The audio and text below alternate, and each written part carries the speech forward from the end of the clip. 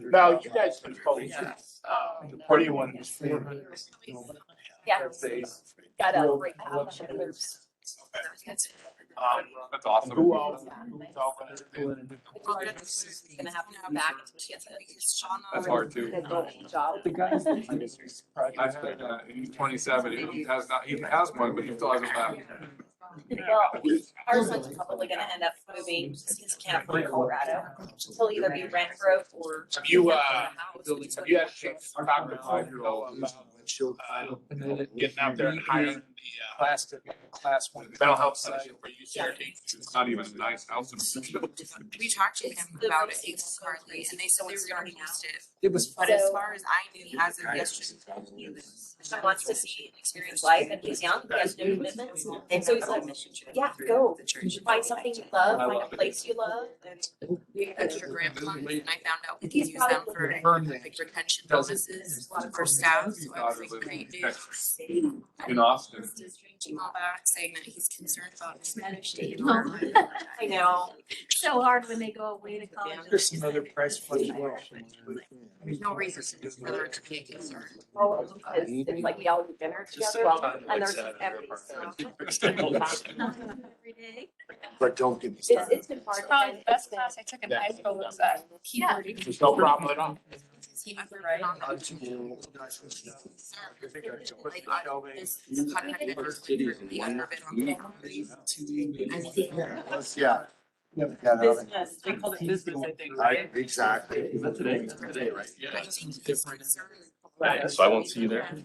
that he doesn't have. We have a and then lot like of- the diversified accounts. That's my take on it, is that, you know, when I, cause he was like, I don't want everyone. So, Well, get a hold of her and let me know. okay. But We've had some technical glitches today with the WebEx, so hopefully we have figured all of those out and those of you online can hear us in the room. We're gonna quickly turn this over to Commissioner Layden and then we're going to get started. We can do introductions. There's not a lot of people today, so I think it'd probably be good to do some introductions. That would be great. Thank you, Dan. And thank you everyone for being here today. I'm just thrilled to share with you that because of your commitment, your engagement, your involvement with the Homeless Initiative, we have a number of really exciting things to share with you today. I know that oftentimes in the many meetings that you undertake, it's a lot of conversation, and conversation is good, but we're also people of action in Douglas County. And there will be a couple of items that, again, because of your expertise and recommendations, the Board of County Commissioners is very supportive of. And I will just say that our board really believes in each of you in this executive committee and working group of the Homeless Initiative, and is looking forward to partnering further with all of you. Again, we are really excited for you to be here today, and I'll turn it over to Jen with the next portion. Thank you very much. I think we will go ahead and go around the room and do some introductions. Start us off. I'm the CEO of Denver South, the Regional Economic Development and Transportation Organization. And Melody DeHalicourt, I'm the Communities Program Administrator with Douglas County. Abe. Good morning. My name is Dan McKelkey and I'm with Human Services. And I am Jennifer Evie. I'm with Community Development. Welcome, everyone. Thank you. Good morning. My name is Sarah Davenport and I'm the Douglas County Collaborative Management Program Manager. Nice. Good morning, Ruby Richards with Human Services also. Good morning, Stephen Dodrell, Grants Coordinator for Douglas County. Morning, Erin White with Humana Resource Center and Winter Shelter. Hi there, Melissa Ingalls with Douglas County Human Services. I'm Lieutenant Jenny McMillan. I'm an administrative lieutenant with the Detention Division of the Sheriff's Office. Kevin Duffy, Douglas County Sheriff's Office. Morning, Leandra Montoya, Care Contact Navigator at Douglas County. Morning, everyone. Laura Simponi, Douglas County Administration. Good morning, I'm Maggie Cooper. I help with the CRT program. Good morning, Julia Mecklenburg, Senior Community Engagement Liaison with Colorado Access. Hi, Dan Marlowe, Help and Hope Center. Good morning, I'm Bob Pasnick with Douglas County Libraries. Good morning, Amy Edwards with the Douglas County Attorney's Office. Tim Dietz, excuse me, Castle Rock District 6 Town Council. Jennifer Osorio, I'm with Human Services. Great. Okay, well, good morning, everyone, and welcome. We'll get started. Actually, we have Dr. Jamie Reif, who actually was going to give us an overview of the regional convening that MDHI had, I think, a little over a month ago. So, Dr. Reif, are you planning to share your PowerPoint? I would love that. Danielle, do you mind? She just privately messaged me. Do you mind giving me sharing capabilities now? And I apologize for not being able to be there in person. It is always so wonderful to see Douglas County friends in person. Just my schedule wouldn't allow today, but happy to be here virtually. And then I'm hoping I can get screen share capabilities. If not, I think maybe Jennifer has my PowerPoint as well. We're working on it. Okay, I can talk through some things as well while we're waiting. I think, a couple of things to know. So we held the regional convening on homelessness early in April, and it was very well attended. I think all of you in the room that attended as well. We got a lot of great feedback. A couple of key things to know is that the regional convening was co-sponsored by some really important partners, and great, now I have it, including like the Metro Mayor's Caucus, the Metro Area County Commissioners. So thank you to all the commissioners in the room, the VA Community Solutions, as well as the state of Colorado, which was really, really incredibly helpful. And yay, now I have capabilities. Okay, you can all see my deck now, correct? Correct. Great, thank you. Thanks, Jennifer. Okay, so kind of what we went through, and I just wanted to kind of talk through what we were able to do that day. So, we kind of started by having a veteran share their perspective and their personal experience of homelessness. We talked through the Built for Zero framework, which is really, something that we're using in the region as a framework to coordinate regionally. Kind of talked about regional and local progress. Had Emma King from Aurora share how they've been making progress. And then I want to share with you today just a couple of bills and things that have been introduced, and some of them have been passed. The majority have, yay, because session is now over. That really are opportunities for us to be able to access funding across the region. Talk about the governor's budget and the transformational task force in that vein. And then we talked about kind of the pledge that ended it, and then Governor Polis actually joined us for remarks. So just one of the things that I think was important that came out of the day is just an understanding of what we're trying to do as a region. And that's really working towards what's called functional zero. So when we say ending homelessness, it's not that no one ever is going to experience homelessness. It's more that it's going to be rare, brief, and non-recurring. And what that means is we want to be able to house more people in a month than there are experiencing homelessness in a month. And as a region, what we have done is really started with veterans as a proof point across the entire region.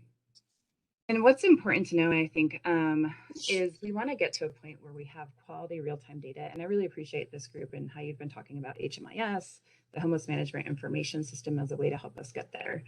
Because what we know is that in a single night, for example, last year we had about 5,500 people experiencing homelessness. But if you look at that count annually, we have closer to 31,000 people across the region. And that's the beauty of real-time data, is knowing exactly on a given day who's experiencing homelessness and what their needs are. So we spend a lot of time talking about that and then figuring out how do we get from where we are now to reaching this functional zero point.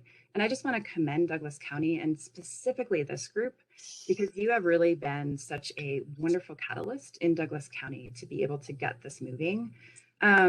You have now completed the scorecard, and I'll show you that in a second.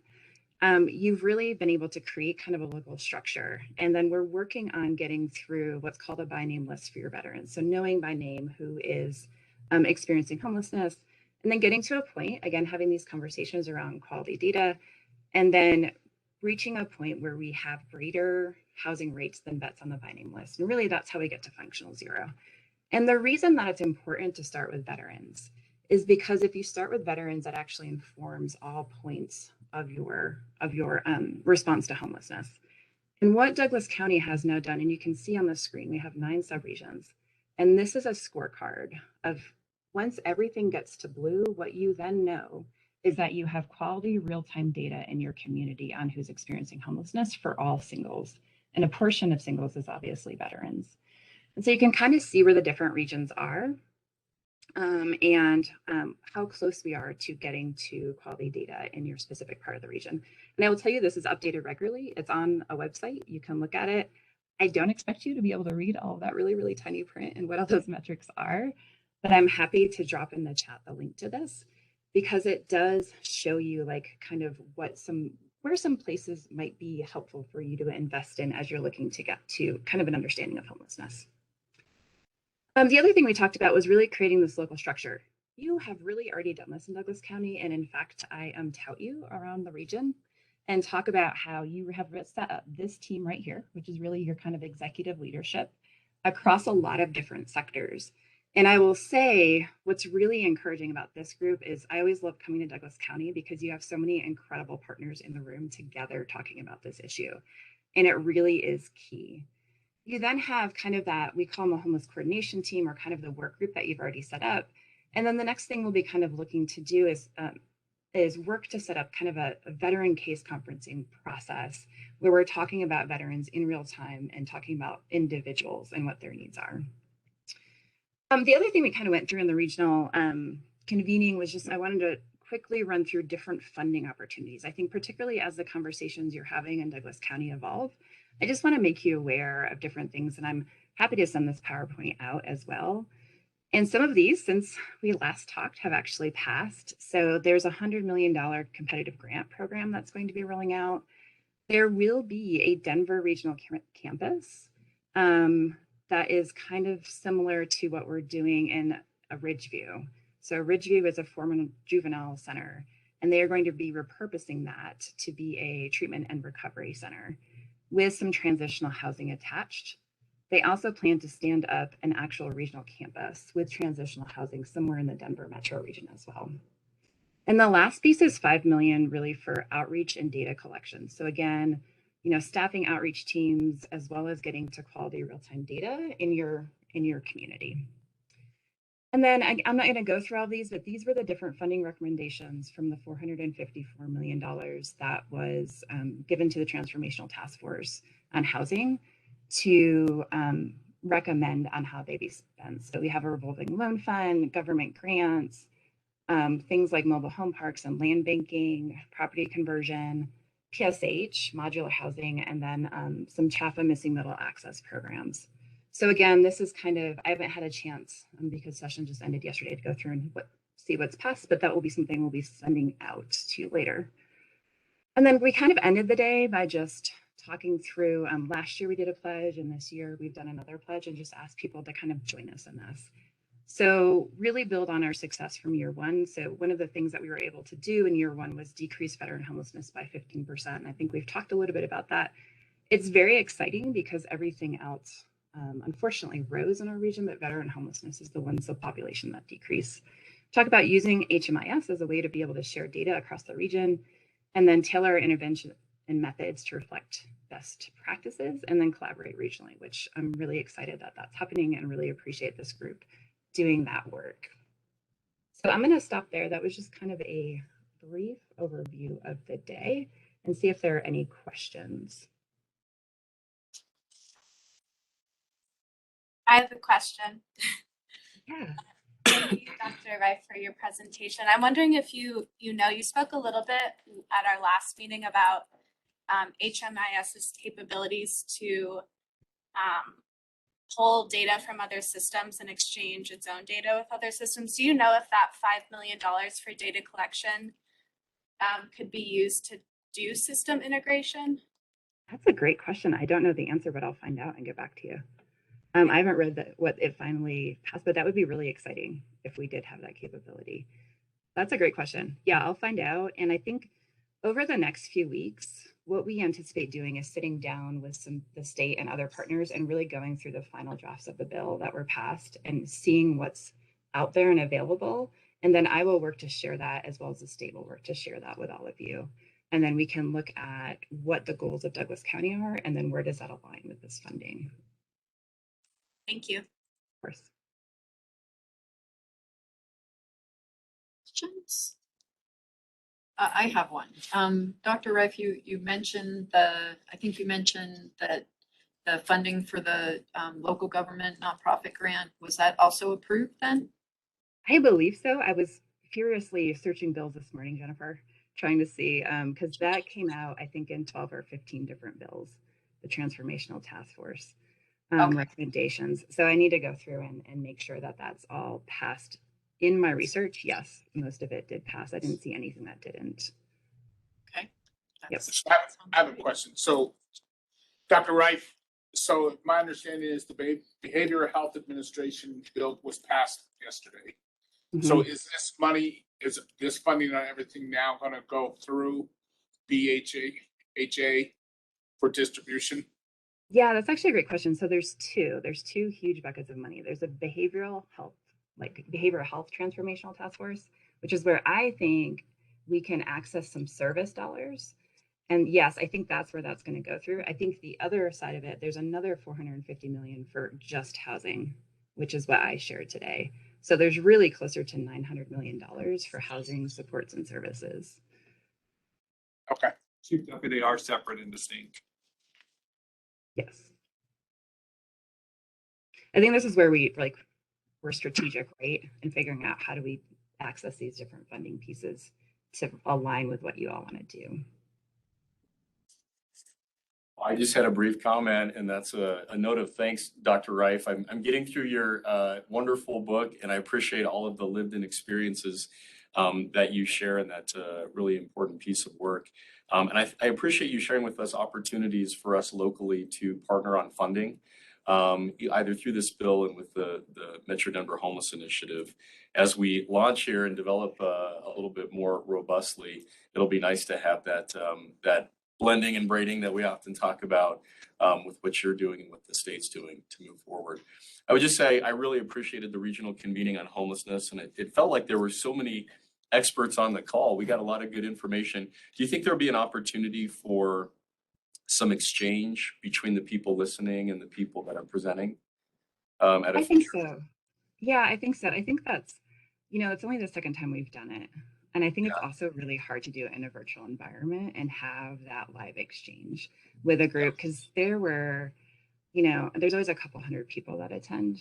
And so I think that live interaction is important. And I would love for us to consider doing it in real life next year so that we can actually have some of those nonverbals, those exchanges, because it is so hard in a virtual environment. Yeah. Well, thank you. Yeah. Thank you for that feedback. Sabrina, can we ask if you have any hands raised online? And if you are online and would like to ask a question, please do raise your hand. We will make sure that we check in with you during each item on the agenda. Do you have any hands raised, Sabrina? We have no hands raised at this time. Okay, thank you. Okay, well, with that, thank you, Dr. Reif. Appreciate your updates and good to hear that we have additional resources coming down the pike, something we'll definitely be paying attention to. So we also have some additional updates for everyone. As Commissioner Layden said, we have had certainly some very positive action happening over the last few weeks. It's been busy. So the first one that I want to get everybody updated on is our what we're right now calling the Homeless Assistance and Resource Team, or the HART team. This is we spoke with you all about this at the last meeting. That was the outreach team that we referenced. We did receive requests from the commissioners authority to hire 3 positions for the HART team and did receive approval for that.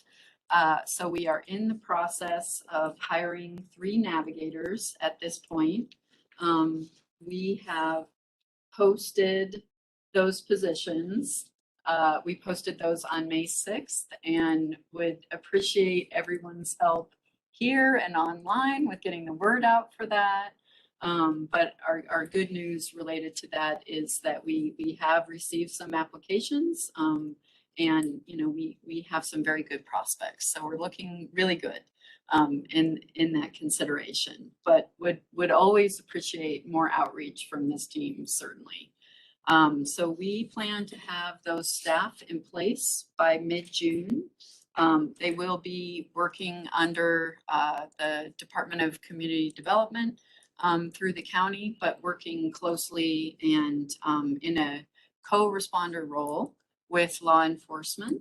So we have been, RAND has been working diligently with all of the law enforcement contacts that we have from the jurisdictions to connect on kind of what that plan looks like, how we move this forward, and how we get those people out and about and connecting with the people in our community who need them the most, to provide those resources and make those connections for them.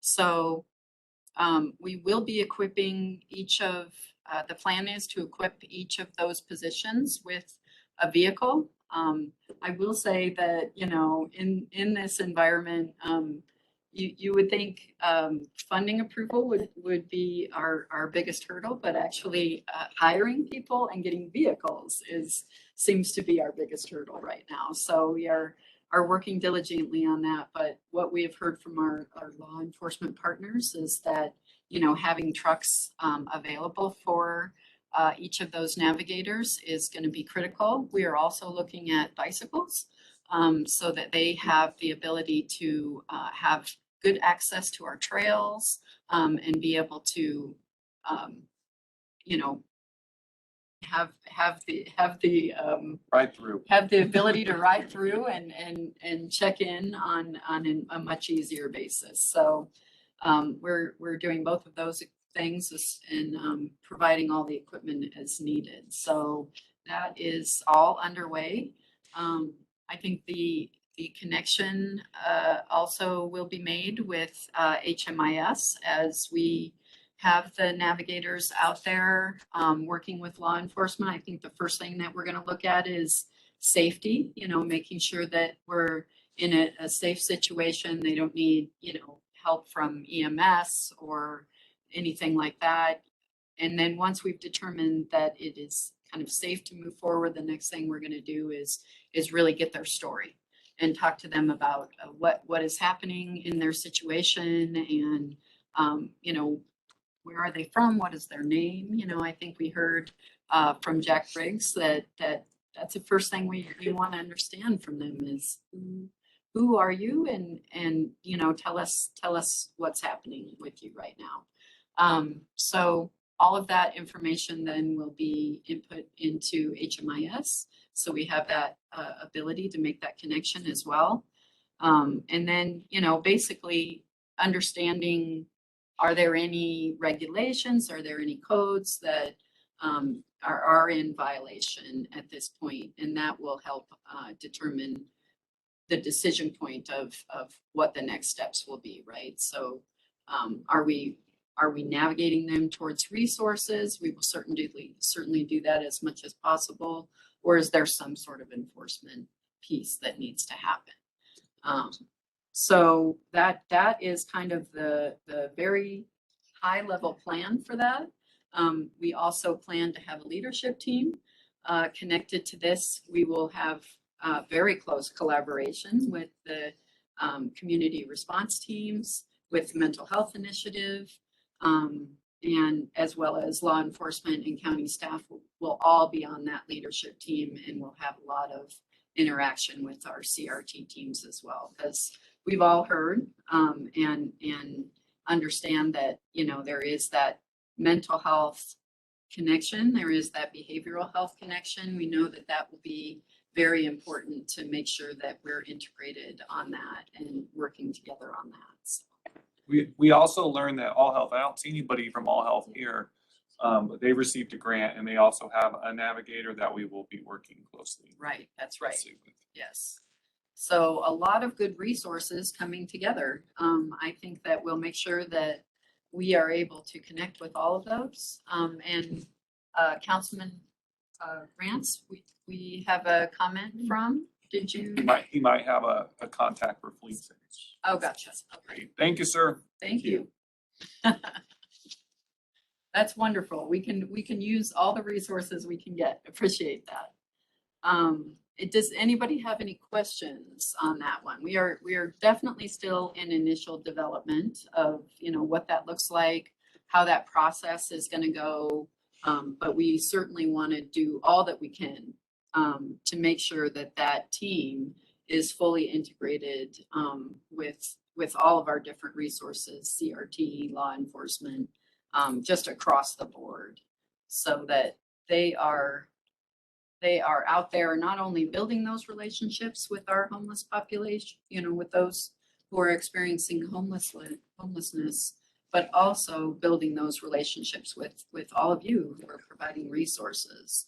So that's going to be really important as we move forward. And I'm sure we'll do a lot more as far as identifying what those resources are, and making sure that we all have access to understanding what resources are available, so that not only as the HEART team is out there interacting, but as you all are as well, we'll have those online resources available for everybody to refer to. So you'll be able to see them with law enforcement, without law enforcement, on their bikes together, on their bikes by themselves. It can be a pretty cool job to have if you want to stay in shape while working. It'd be pretty cool. I think Dan would probably take that. I might be able to ride a bike. Yeah, right. So we're really excited. Yes, very excited. Well, and let me just add, the board is thrilled about it, but we really invite and welcome your thoughts and comments from your areas of expertise, whether it's as elected officials or legal, human services, our libraries or nonprofits, all of our behavioral health professionals. We really will launch, and it'll be imperfect, and we hope to refine and improve with time as we continue to develop this group. So please, if mentioned whatever is on your heart today, and if you don't share today, feel free to send an email or text, and we'll ensure that gets included, because we really want your voice part of this. Absolutely. It works best when we do this collaboratively. We know that in Douglas County. So any way we can connect with everyone and make sure that we're doing that together, we'll be in much better shape for that.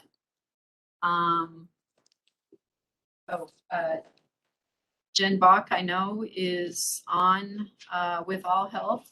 Jen, did you have any comments to add or anything you wanted to share with us?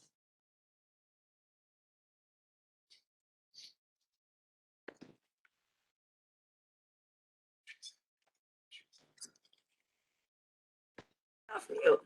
Okay. Hello? Hello. Okay. I could not figure out how to get off mute. So no problem. Hi, everybody.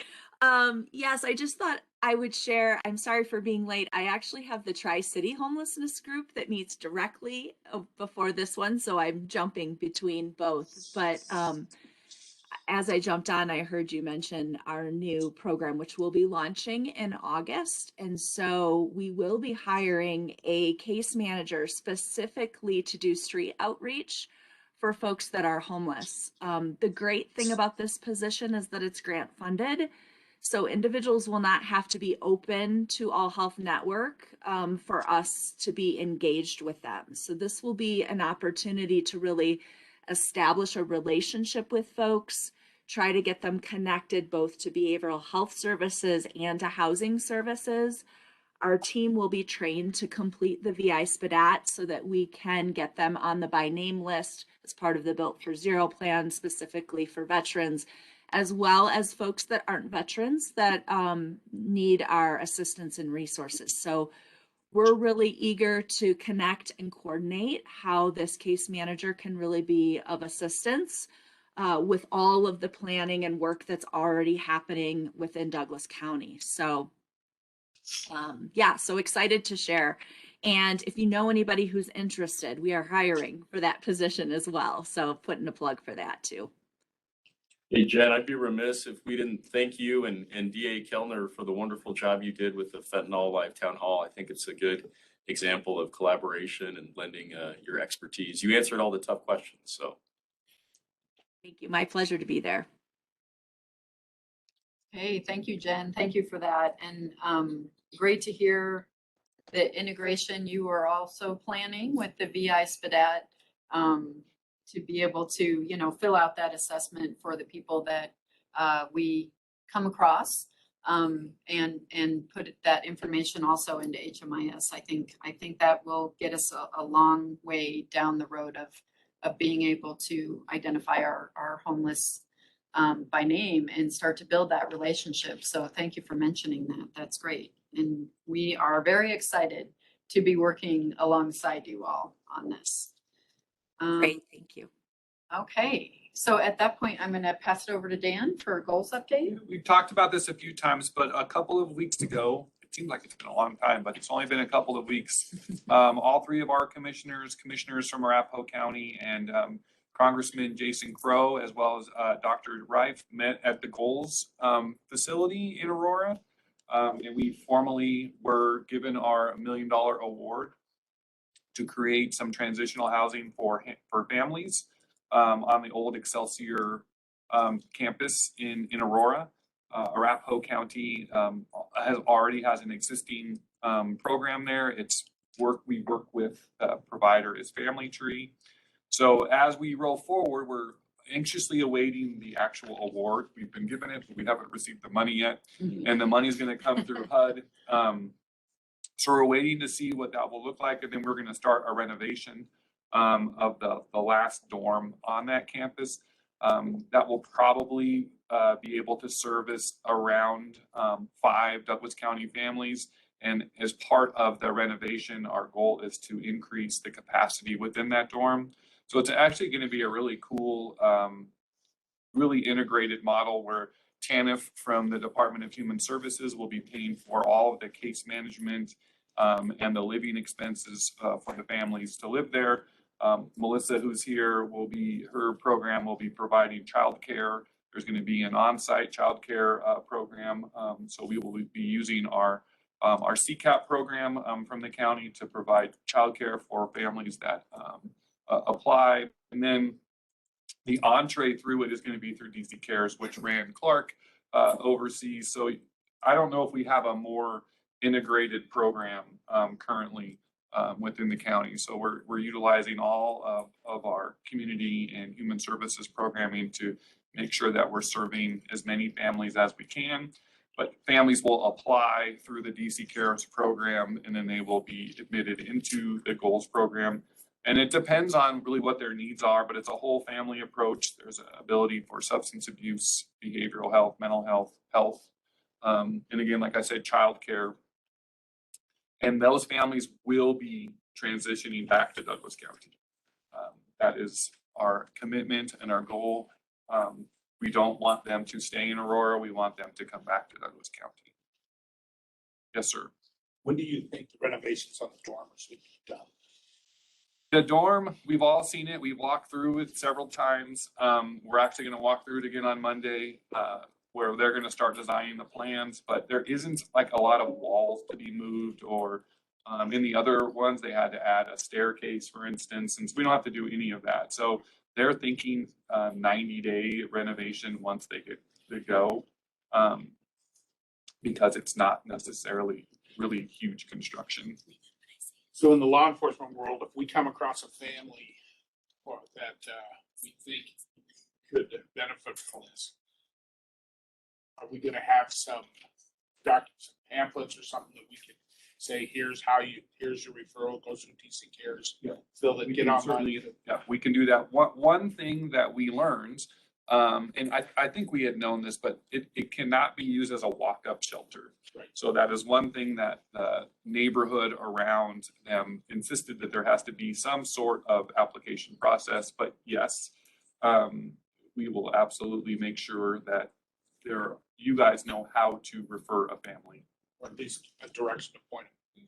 And then kids, school-age kids that would get put in there, how are we going to get them from Excelsior campus back to their school? Phenomenal question, and we do that today. So Ruby's group pays a lot of money every day to ensure that kids that are in foster care that started in Douglas County remain in their home school. So there's a provider called Hop Skip Drive.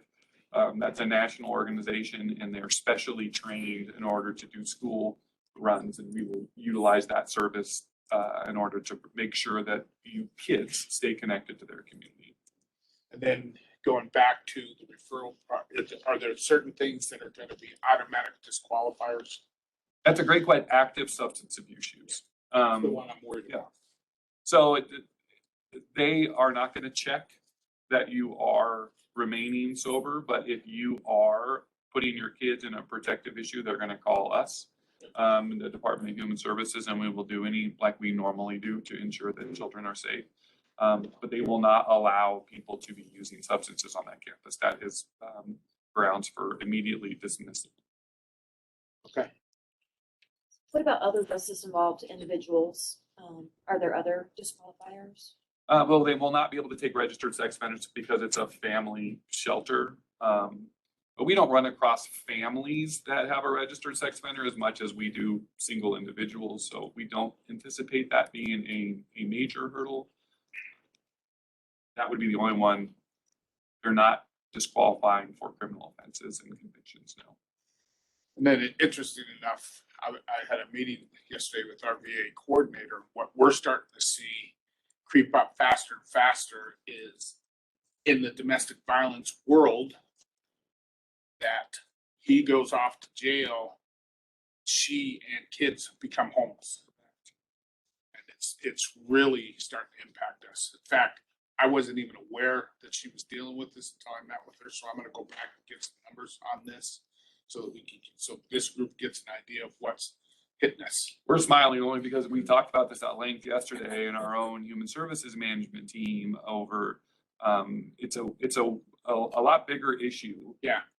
Than I think we talk about, and domestic abuse in general is a really big issue within this community, but we see what you just said very regularly. Yeah.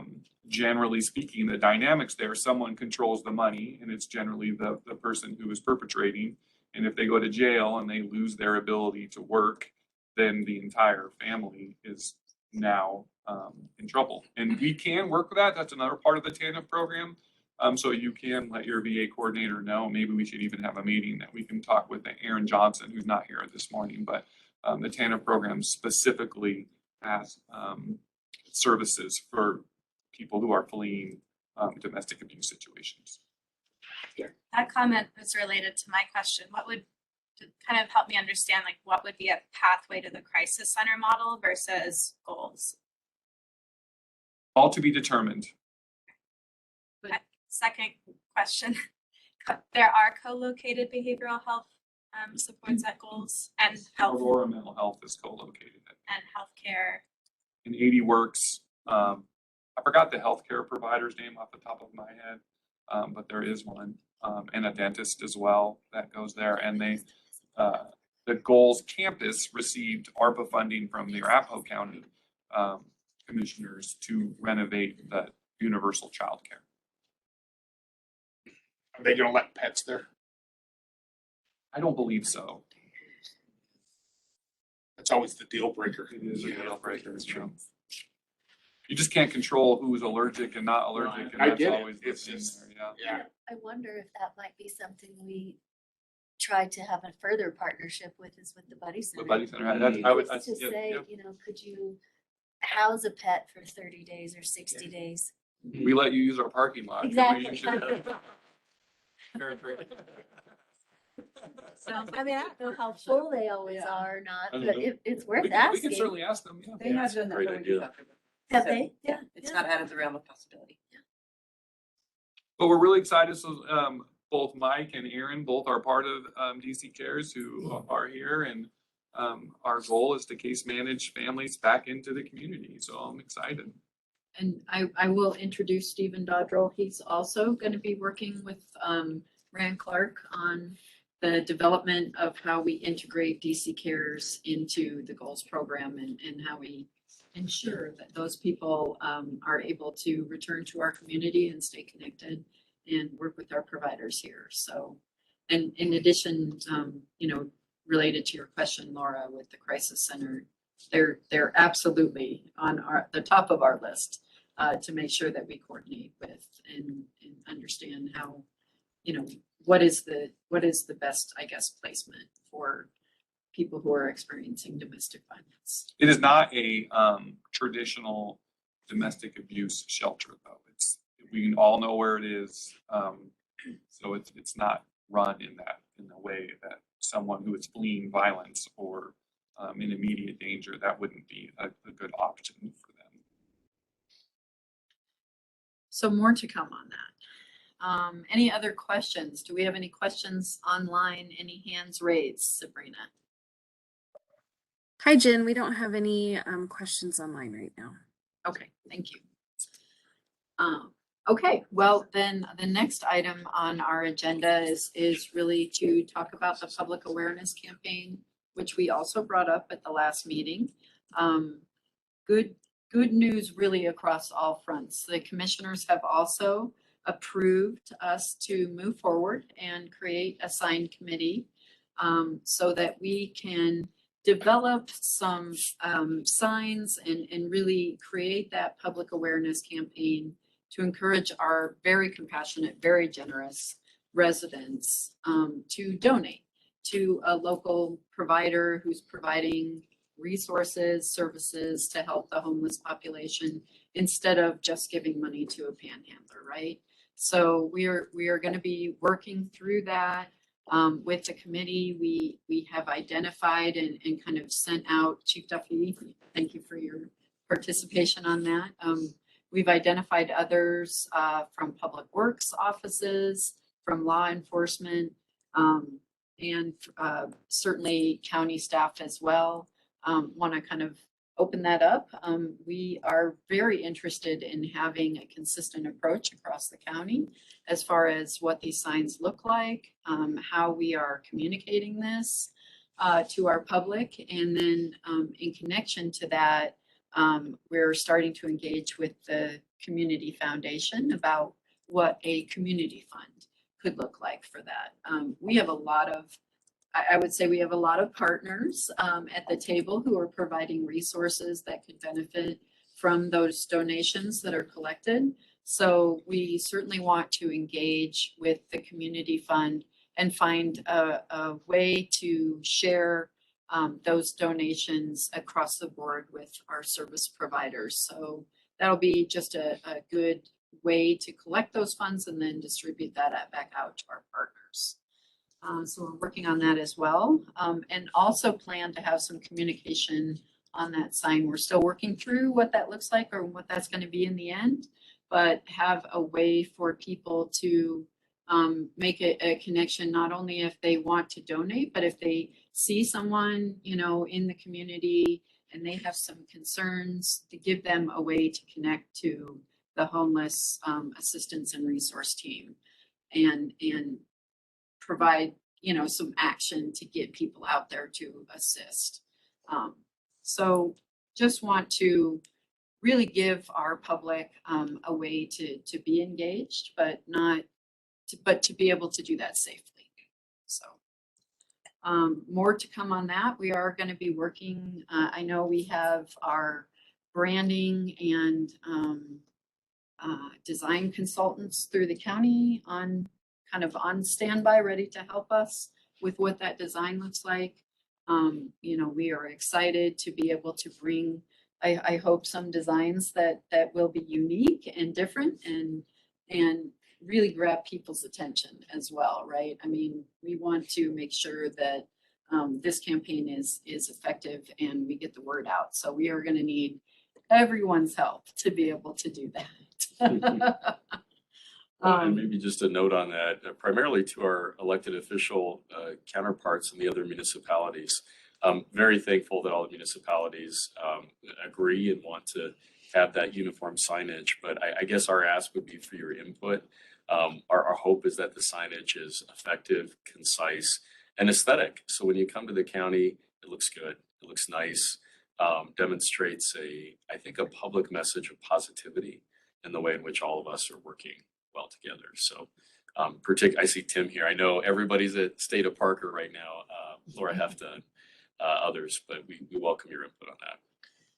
You know, one of the things, Commissioner, that I would recommend too is, and we can talk about it when the committee gets together, but I think we're also gonna need to really do a public educational piece to this on our websites to explain to our citizens what it is and why we're doing this. So that all of a sudden these signs pop up, they don't think that, you know, something underhand is going on. And to be very, very transparent on how this is gonna work.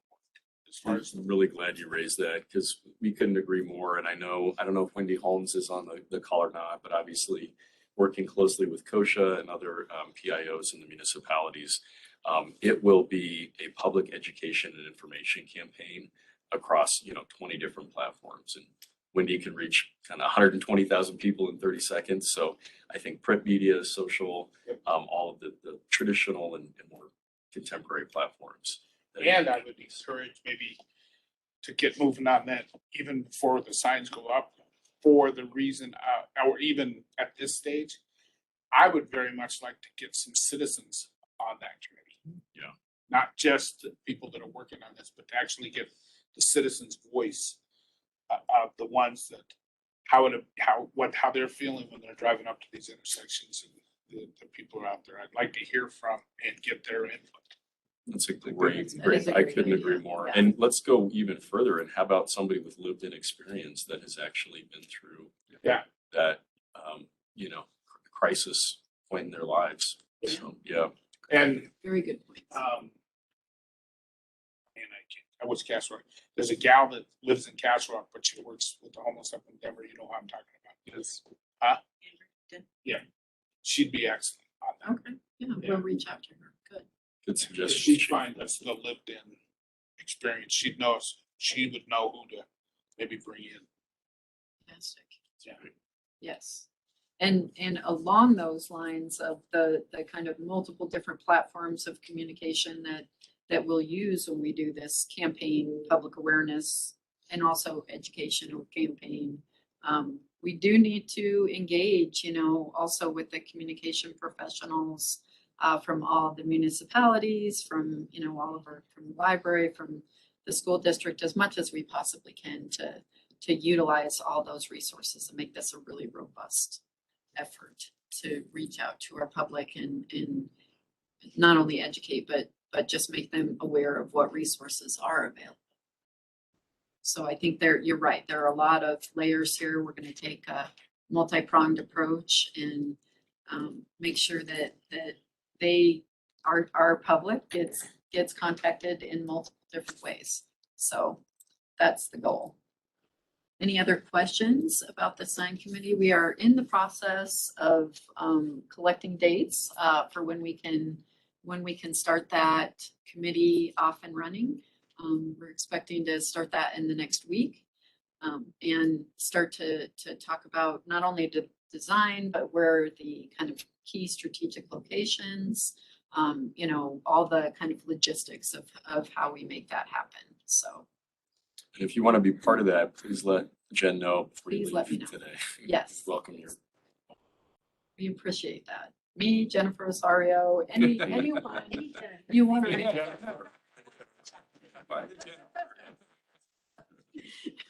will make that work.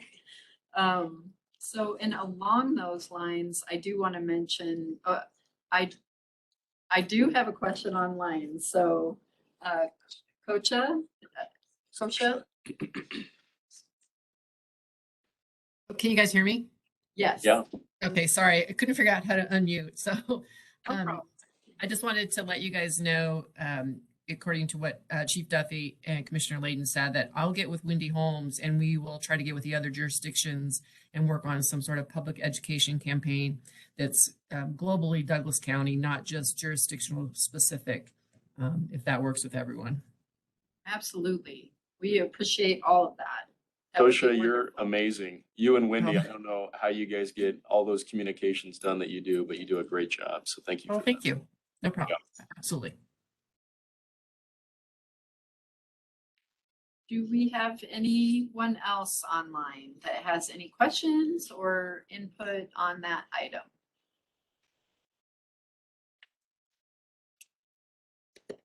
Anyone in the room? I don't want to forget you guys. I'm trying to make sure we integrate on both sides, but it doesn't look like it. Kosha, you give us a great introduction and Chief Duffy to our next item on the agenda, and that is, we are working diligently on putting a website together. We have been working with our public affairs office to have all that information up and running. We are very close to being able to share that with everyone. I would say that please watch out in an email very soon. I think we'll be able to share all of that information. I think a lot of robust information, including glossaries, including all the resources that we're talking about here, and information about how to make connections with not only these meetings that we're having, but that HEART team and all of the other resources we're going to be making available will be available through that website. I am sure that we will have a connection with the donation, the ability to donate there as well. So And then more to come. coordinated media response is something that we're also going to be looking for inquiries. We're already starting to get some inquiries about what this means and what it doesn't mean. And we want to be very thoughtful in the way we approach those responses, because I do believe the individual municipalities are going to get them, as well as the county at large, when it comes to this initiative. So we are giving lots of thought. Wendy's also going to be meeting with the PIOs of the municipalities for that, as well as how will we handle media inquiries. And as we move forward and start to implement, we will no doubt get good ones and ones where they want a little bit more explanation. So we are being very thoughtful. I think we're proud of that. I think we're proud of each of you and the contributions you've made. I think what's really nice about our local journalists, you all may have different opinions, but I know that they've been really helpful with our wildfire initiative in terms of educating. To Chief Duffy's point, just to sign up for Code Red, here's some of the dangers. And I've already, Elliot Winsler was at the last tour of goals with all of us, asked a lot of good questions. So I think they'll be a good community partner to help educate and provide information. That might be a good opportunity too, to put a link for that application or whatever for goals. Yeah. Yeah. And even, some links to resources, you never know who's gonna go to that website, right? If it's someone who is in need, Right. have those things there as well. Yeah, Good idea. I do think having those online resources, it's definitely on our minds, something we'd like to do, utilize that website as a resource for everyone. Even linking to some of I didn't even think about that, reviewing food assistance, Medicaid, things that the peak application. Yeah. Okay, any questions on that from anyone? Definitely more to come on that. Be watching for an email on that. We are, as I said, very close. A lot of work has been put into that. We want to make sure it's robust, well done, well thought out, and has as much information as we can. So Just a real quick question, who's gonna be kind of tasked with keeping that webpage current? 'Cause that's the biggest problem with web pages, is they go stale, we will do that, I'm sure, in partnership with our public affairs office. Our staff, actually, we just kind of went through a website revamp. So we now have the possibility, the ability to do that directly. So our staff will be able to do that immediately. And we're pretty adept at keeping it like that, Chief, because you're right. We have to change them all the time. Between our two departments, there's all sorts of new things and things that don't apply anymore. So they're a very fluid. Jen, on the community foundation, if they're gonna be the clearinghouse for those funds, is there any thought to how that's gonna happen? Like, you know, How those funds will be repeatedly grant process, or is there a way to, this is very selfish, I realize, but is there a way to kind of pre-vet the local agencies so we don't have to spend days doing a grant every year? Yeah, I think absolutely. We understand that. I think that that's something we'll want to make sure that expediency of distributing those grants is key. So while I think they'll be a great partner for collecting that you know, donations that are received, we want to make sure that we can easily provide those resources on. So we will work with them on that. I don't anticipate that being an issue. We'll just have to work through what the process is, and Dan, we would appreciate any input you have on that. So I'll make sure I The engage best way with is you. for me to call up and say, I need $100,000 and for them to send it. I think that would be fantastic. Collecting that and donations would be fantastic, so. I'll just mention, Mike Way, former Mayor Parker, who's the director of the Community Foundation, and then Justin Vaughn, who's the chair of that board. I know they're always looking for ways to educate that board around how to provide services and, gather grants and direct those appropriately. So I know Mike Way would welcome that conversation, so. Yeah, absolutely. But very good point, and I hear you. We will make sure we make that an efficient process, so no problem. Okay, any other questions on any of that? I'm not seeing anything from Sabrina, so I assume we don't have anything online. We will move on to our next item on the agenda. I guess this is, one last thing that we did go to the commissioners and ask approval for was the reintegration position and transportation. And they did provide that as well. So, we have been given the authorization to move forward on that, and I'll pass it over to Lieutenant McMillan to let us know what that looks like. And if you want to let Sabrina know when you're ready to move forward on the slide, she'll advance it for you. Thank you very much. So first of all, thank you for having me here. I'm excited to be here. I've worked with Chief Duffy, well, since I was 16 years old, so for a long time. And I know that he's always been an advocate of a lot of different, initiatives. He's always been very progressive. So I started working with him back in the fall when he started looking at some different stats that he was requesting from our division. So I work in the jail and I provide a lot of those stats for him. And he started really looking at, is there, what are the numbers of our inmates that are releasing homeless, or coming in who are challenged without having a home, they're coming in and then being released. So I started providing him some data. And then Dan McKelkey, who just left, he came up and he said, I am really tired of looking out my window and seeing individuals released. He's probably said this a lot of times to you guys all before, seeing people with their clear bag from the jail and walking, by human services. Sometimes they come in getting services, which, really is a great location for services, within walking distance from the Justice Center to human services. So he's like, I feel like they're walking and they have no place to go. Obviously, transportation being a huge challenge with our population here in Douglas County, or specifically here in Castle Rock. So we started a collaborative process. Sabrina, you can go to the next slide.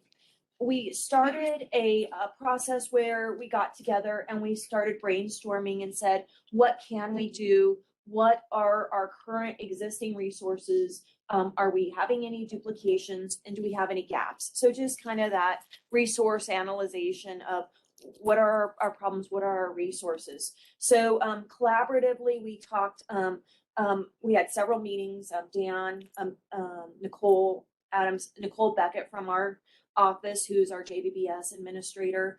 We had several meetings, Rand Clark, obviously. So we had several meetings kind of discussing where can we focus some resources, and keeping in mind that some of our individuals that are releasing from the jail have some security concerns. So we ruled out some of our other opportunities for transportation, like Lyft, Uber, taxis, because we had a concern for safety. And so we really we wanted a commissioned deputy that could be able to provide transportation to everyone. Sabrina, the next slide.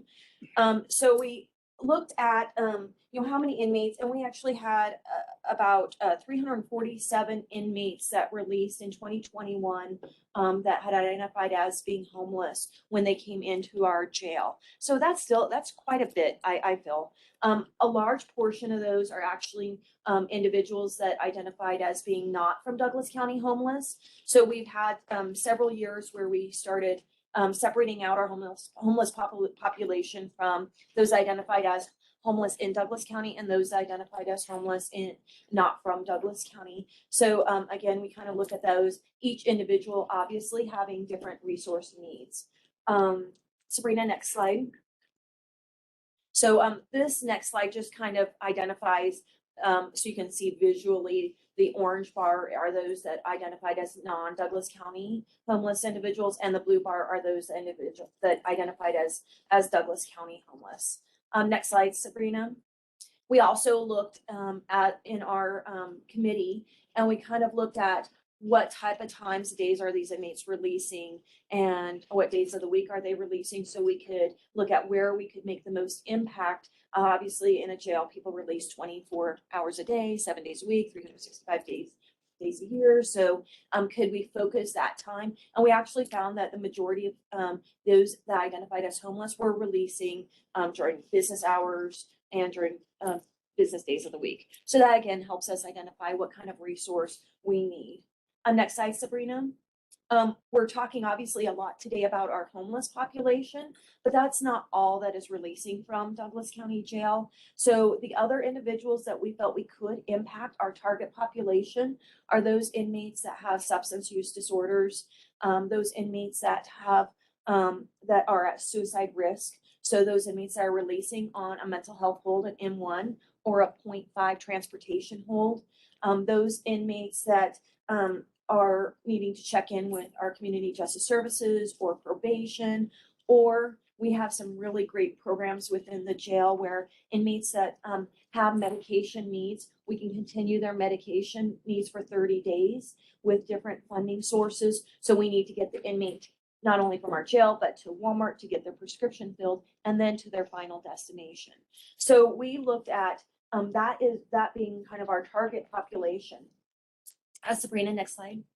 So then we also looked at what those transportation needs, and we talked a little bit about obviously going to Walmart, going to Santa Fe House, or going to a hospital, or going to a sober living.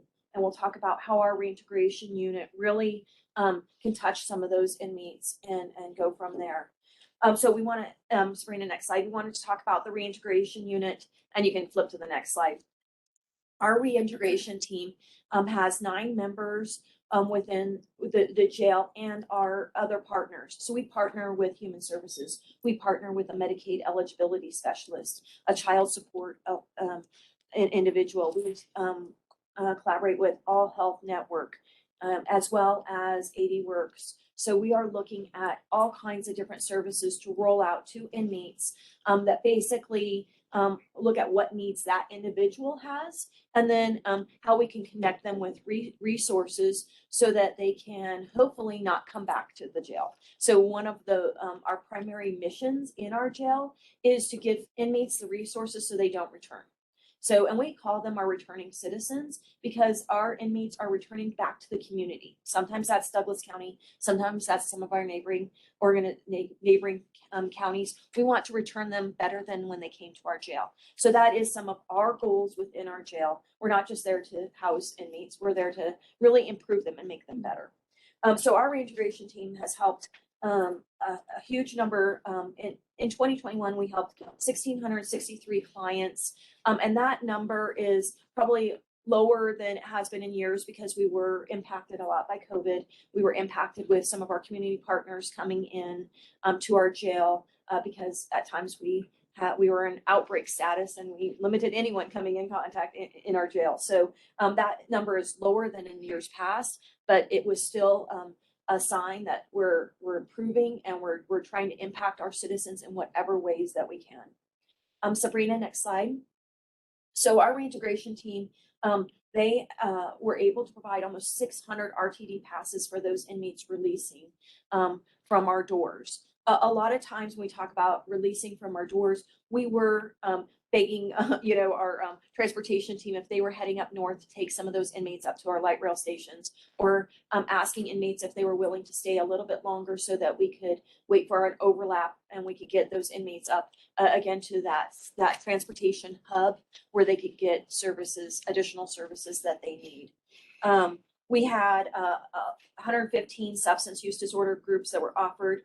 One of the things that our reintegration team does is they provide backpacks to those inmates that are releasing homeless that has a variety of things that they need: a change of clothes, a toothbrush, toothpaste, some gift cards so they can go to McDonald's and get a meal, or to King Soopers and get some groceries. So we have all kinds of different things that we fill those backpacks with that will help them. With their circumstance when they're outside. We have a reentry team that basically does case management with inmates.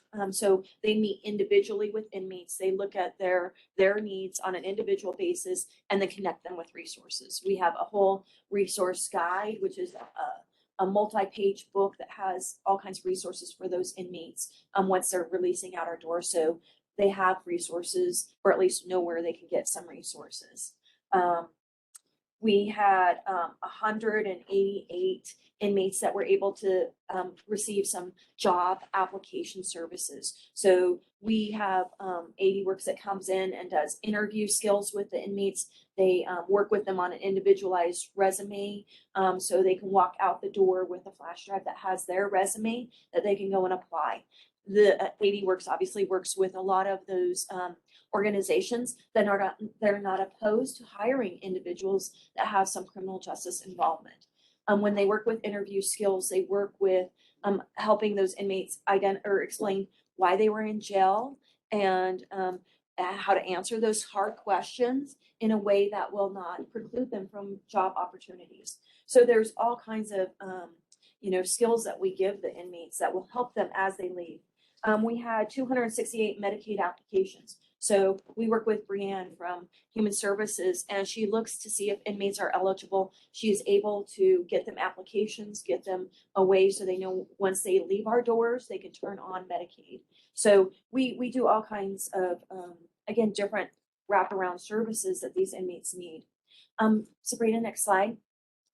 We were also, we work with Denver University, and every year the school comes down and brings their students, and they do what's called a TBI study with our inmates. And so it's an opportunity for students to come down, and for those inmates that are willing to participate in this study, they assess them for a traumatic brain injury. And then if they qualify, they give them all kinds of information as to how they can work through their traumatic brain injury and, understand what that traumatic brain injury does and how it impacts the inmate. And then again, provide resources so that if the inmate's being released, they can do some follow-up services. So we do that every year with DU. We had 140 child support contacts. Human Services making contact with the inmates and helping them understand what type of child support they sometimes need, they're required to provide, and what they are eligible to receive. So very huge, important. One of the things that we've done recently is add on Department of Motor Vehicles coming into our jail and getting inmates identification cards if they qualify, so that it can be sent either to their residence where they're going to end up or to their property. And so identification obviously being a huge concern, because you can't get a lot of places if you don't have ID. So we have identified that as one of the needs. So Department of Motor Vehicle comes every single month. And an example is last month we had 90 inmates that were requesting identification services. We had to cut it off because we didn't have enough time to meet all of their needs. And so we said, apply again next month. Because again, it's a service that we're going to be providing on a monthly basis to help give those inmates the identifications that they need. And then we also were able to pay for 42 months of sober living. We talked a little bit about those substance use disorders and how that impacts inmates. We have found just a population that is in need in our jail. One of the things that we did was we started a medication assisted treatment program in jail. So we provide Suboxone or naltrexone for inmates that have these substance use disorders. It is a huge program. We have lots of inmates apply. We vet those inmates, and then they're able to receive medications while in custody, and we're able to get them prescriptions so they can continue with that medication out of custody. But it's not just the medication. We provide substance use education substance use disorder education classes, really, so they understand what the substance is and how it's impacting their bodies, their brains. So it's a 4-part class that's done collaboratively with our medical unit, as well as some of our reintegration team that has specific training and knowledge in those substance use disorders. So we're able to continue them. We work very closely with All Health so that they can connect with resources on the outside. They can get their first appointment once they're outside set up. So we, again, work with them. We found that inmates that come into jail, it's their first chance that they've been sober for a very long, maybe since they were 16 years old. And so we give them that opportunity to either be sober or get that substance, that JMAP medication that will help them, cope with their substance use disorder as they leave. Sabrina, next slide. So one of the last things that we wanted to talk about is just the collaboration. So on twice a month, we meet collaboratively with something called Collaborative Programs for Reintegration. And this is obviously there's people that are involved here at this table. So it's a great program. We have Public Defender's Office, probation, our mental health from the jail, All Health Network, I represent the administration from the jail. Our JBBS entire team is there, and we do case management with these inmates to try and help identify where they're at and how we can help them move through the criminal justice system.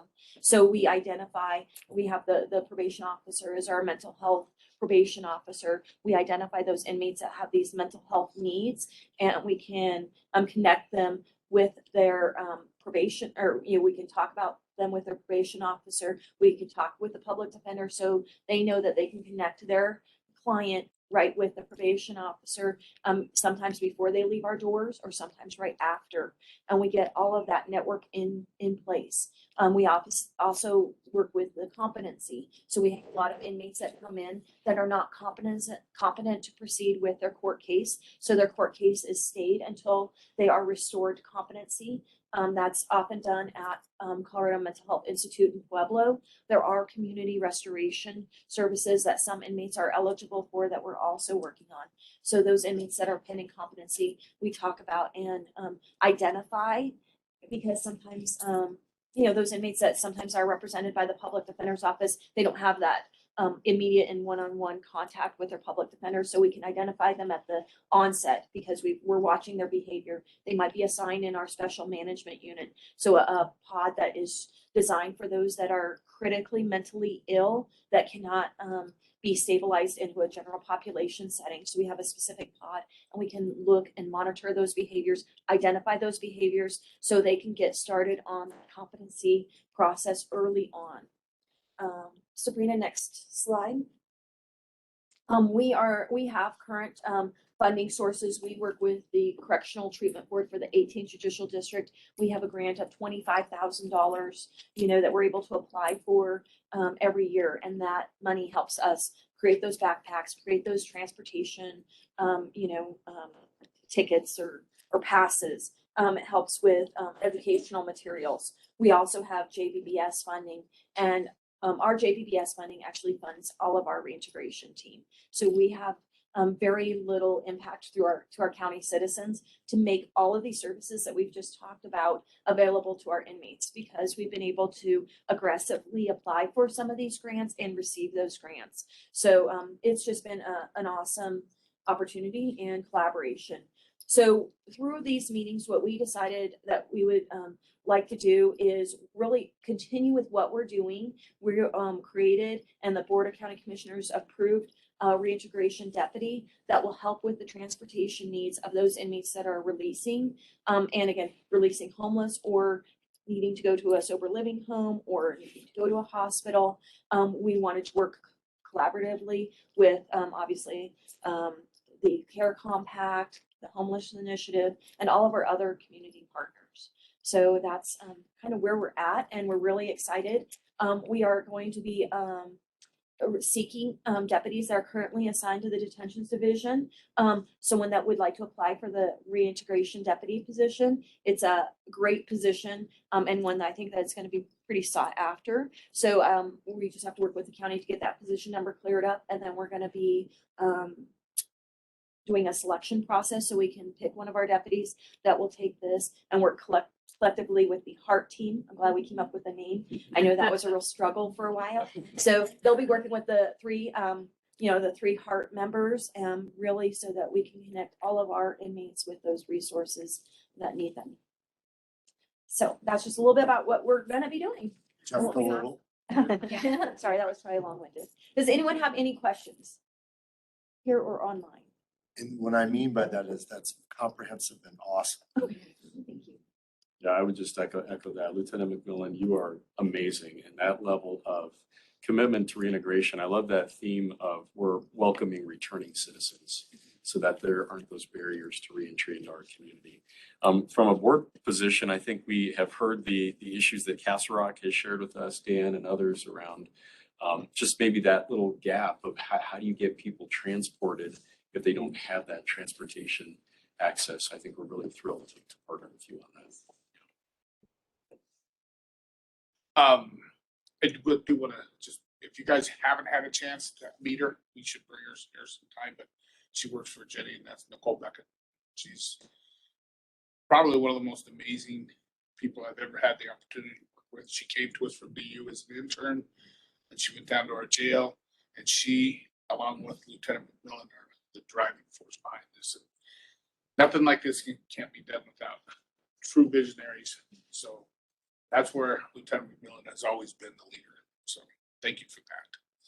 I do have once we get the reintegration deputy in place and we're set up and they know what they're doing, the biggest question that's being asked by our patrol officers, Castle Rocks, Lone Trees, and Parkers are, if they're out in the field with a homeless individual that wants to get out of Douglas County. Right now, we're using what I call the Underground Railroad, which is the RTD system.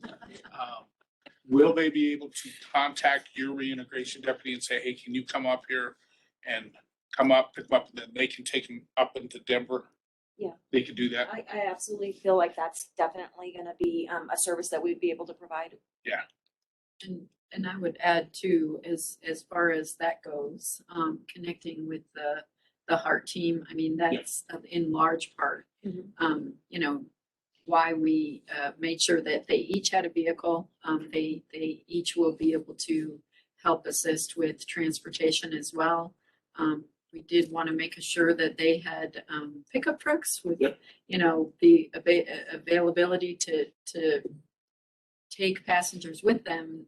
But in addition to that, help with cleanup too, right? I mean, or have the ability to have people's possessions with them so that they can take their things with them.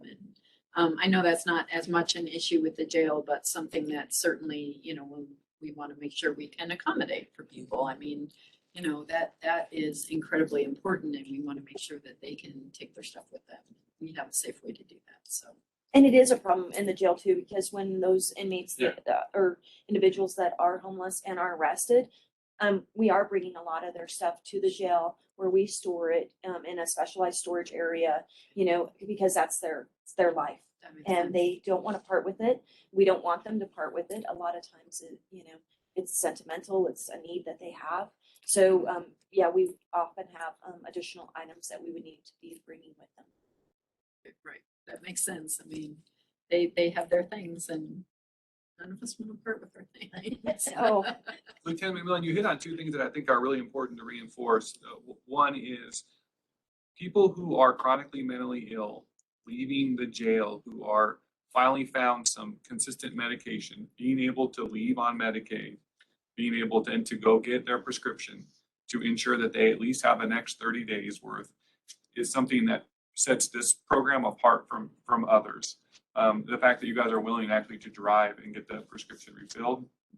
And I also think something that's really underrated when it comes to people who are experiencing homelessness or on that verge is child support. If you are able to start seeing your kids again and you're not so worried about what the system is going to do for your lack of payment, it is something that I think we're really proud of, the fact that the two units partner so well to try to figure out, you still may owe a lot of money, but let's figure out how we can still make it so that you can go re-engage with your kids. Because what a better way to get back into the community by being able to reconnect with your children. You know, when you mentioned the Medicaid piece, Dan, that's the one piece that I don't think people understand is that's a complicated beast as it is. But so they could be on Medicaid at the time of their arrest, but as soon as they get put into the jail, Medicaid shuts down. 30 days, yep, federal law. Yep. And getting that switch turned back on is not an easy thing to do. These inmates don't know how to do it, but that's where Jenny and Nicole have become masters of, you know, and like we've always said, the greatest piece about the reintegration program is they start working on this inmate the day they come into the jail, not 5 minutes before they leave, because they know they're going to leave. So they start prepping the inmate and getting ready for that inmate's eventual departure. Because what is our average length of stay? Is still about 15 days. Yeah, it actually increased during the COVID times to, we're right around 19, but that's because of the backlog with court cases. When they stopped jury trials, everything just got pushed back. And so it's been rough. So that's the greatest thing about our jail is we start prepping these citizens to go back into the community the minute they come into our jail, not 10 minutes before they walk out. Or, and most jails, they don't do it. They're just like, out the door you go. Is each inmate assessed whether they want to participate in this, or how do you determine who? That's a good question about classification and stuff. Yeah, so when an inmate comes in, they are pre-screened just in the booking area, but then we have a classification staff that classifies every single inmate that's coming in within the first 72 hours. And for the most part, it's really within 24 hours. And as that classification specialist meets with the inmate, they look at the criminal history, their current charges, any type of vulnerabilities that they may have, because their primary responsibility is to safely house the inmate. They also look at, is the inmate impacted by alcohol and or a substance use? So did that impact involve a criminal justice issue? So charges involving, those substance uses or any other impact into their life. And it's a question, and so we question them. We talk about, are you interested in substance use disorders? Are you a veteran?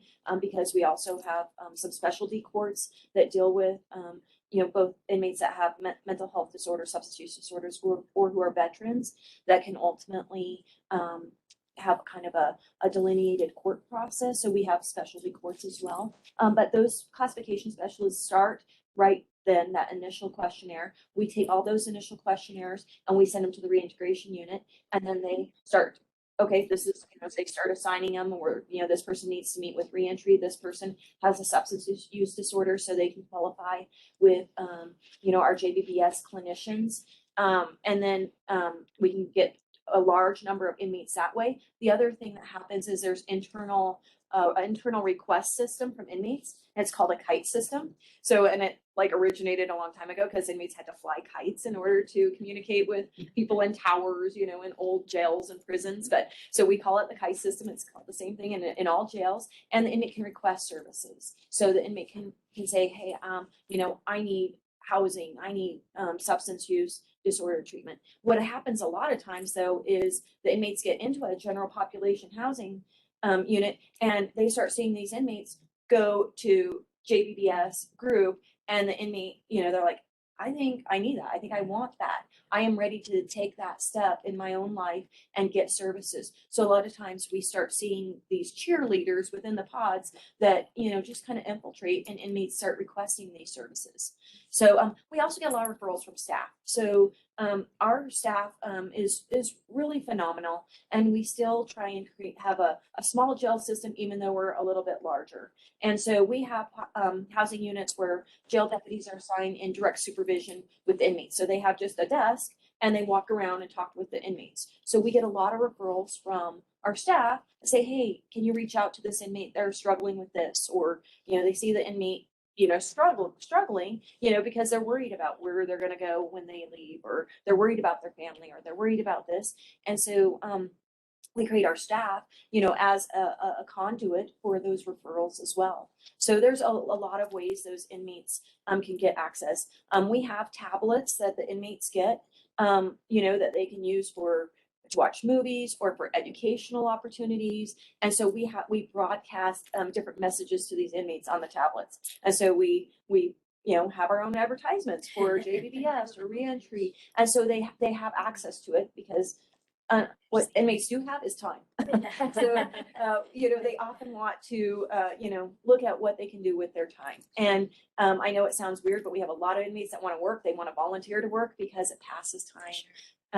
A lot of them sign up for every single program they can just to get out of the pod and to get near like-minded individuals. So maybe that's a religious program where they have like-minded religious views, or someone, trying to recover, so we have a lot of other programs as well.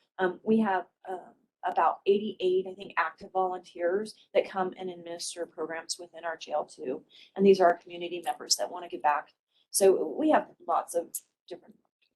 Lieutenant, I know we're running short. We got to jump to a few other items, but real quickly, is Arapahoe Douglas County Works part of the reintegration? Yes. It is, and they have offices there, an individual that is part of that. Yep, we have a office space for Randy, and then he comes down and he does all of his classes for the inmates, and it's on a scheduled and then an individual basis. I was going to ask, we were always asking who's not at this table. Do we have a representative from 80 Works? We normally do.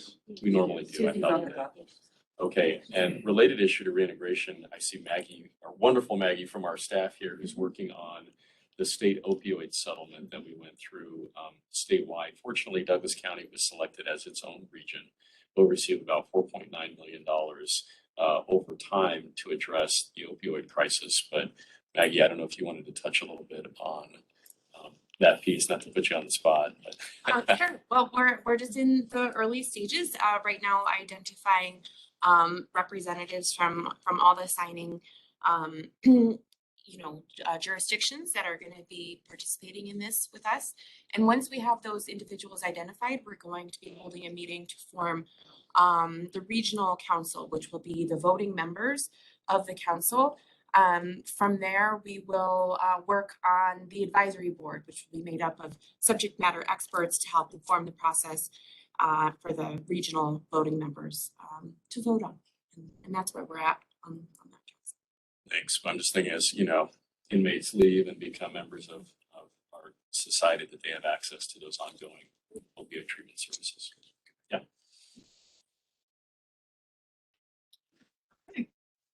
Any other questions? Sorry, Julia Mecklenburg. I'm with Colorado Access. I'm wondering, once the former inmates are enrolled, do you all have a formal process of connecting them to Medicaid providers? So we work with our Medicaid eligibility specialist with Human Services. So they are able to at least get the application process started. If they are eligible, then we work most closely with All Health Network, and so a lot of times we would be looking at that as far as what services they need, and then what kind of insurance or funding is available for those inmates. And All Health Network is typically able to fulfill those requests. Yes. Thank you. Thank you for your presentation, and we are excited to be working together with you all. And the work that you do is amazing, and it's good to see how robust and just, hear that from you firsthand, because it is extremely robust. And sure appreciated by all of those who receive it. So I know Sabrina let me know that we don't have any questions online at the moment. So moving on to our next piece of the agenda, we wanted to circle back on the summer point in time idea that this group brought up originally when we did the winter point in time, and we were, talking through what that looked like. We had a robust effort with all the law enforcement agencies, really did a fantastic job of connecting us with those that they knew in the community were experiencing homelessness, as well as all of our partners, and had a robust effort from staff as well. So at the time, we talked about the fact that we expect that there would be an increase in the summer, just based on the travelers essentially that are coming through. So wanted to circle back with the group on the idea of doing a summer point in time count. And in connection with the winter point in time count, we always do this Drive to Thrive event, which, given the blizzarding conditions we had this year, because that's how it works. Timing is always interesting.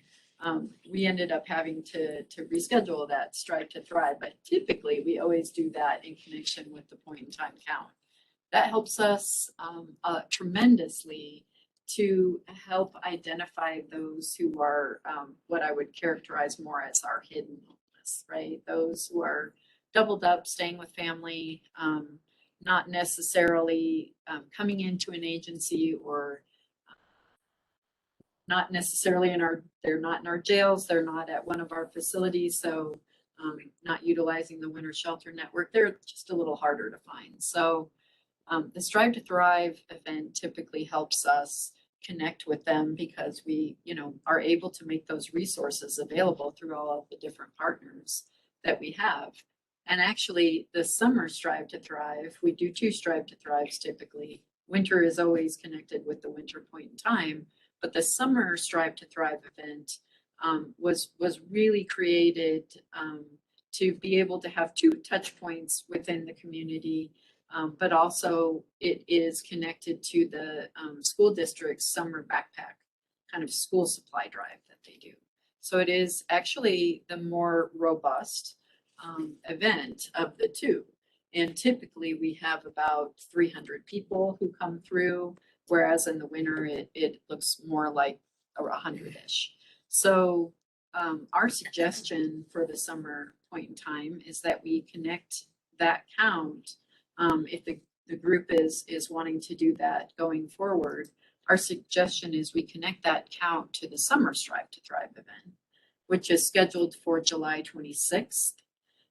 So that is a Tuesday, and would allow us to do kind of a consistent approach with the point in time. We want to make sure that everything we're doing with those 2 counts is very consistent, so that we're reaching hopefully out in the same way, with the same hopefully resources that we had through law enforcement. So we have a kind of apples to apples count as much as we possibly can. So that's our suggestion, is doing that the week of, it'd be the week of July 25th, and then the Strive to Thrive event is on the 26th.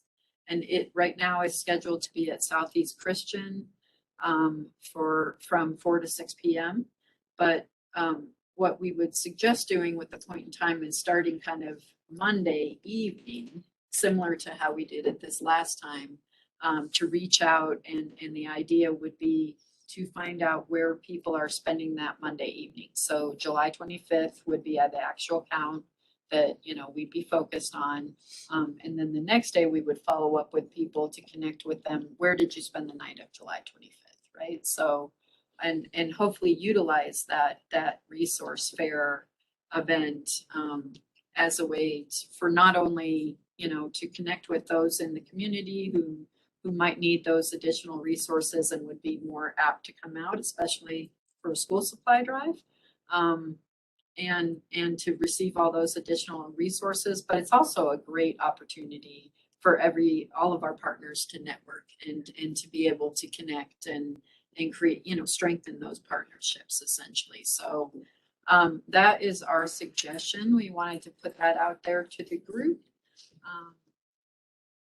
And see what everybody thinks about that, because our goal is to really do an apples to apples count and see what our count looks like in the summer as opposed to what it looks like in the winter. That would be really the first time that we've taken that approach. We have always done surveys, I think, at the Strive to Thrive events, but this will be a much more robust kind of point in time count.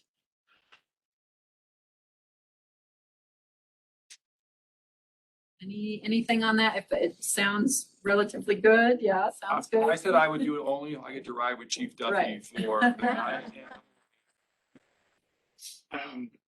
Yeah, we talked about this. I can coordinate the 4 agencies like we did the last time, and it's actually gonna be perfect timing because by then we'll have our 3 navigators on board. They've already been kind of in the field for a couple, 3 weeks. So they'll know where to go.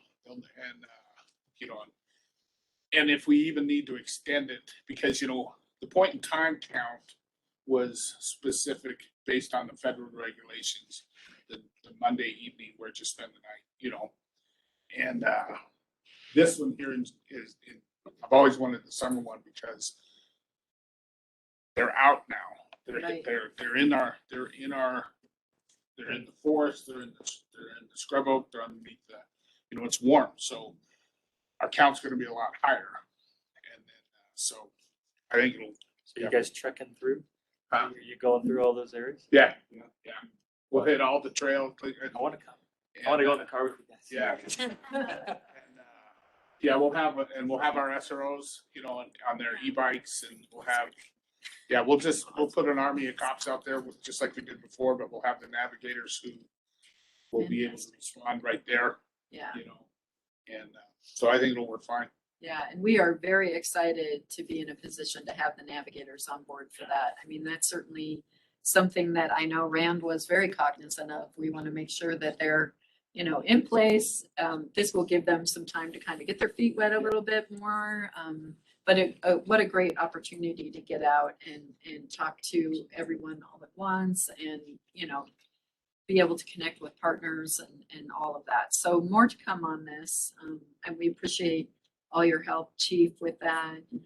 You guys did a fantastic job coordinating on the winter point in time. And I think you're right. I expect this will be a much higher count. So yeah, I'm excited to see what comes of that.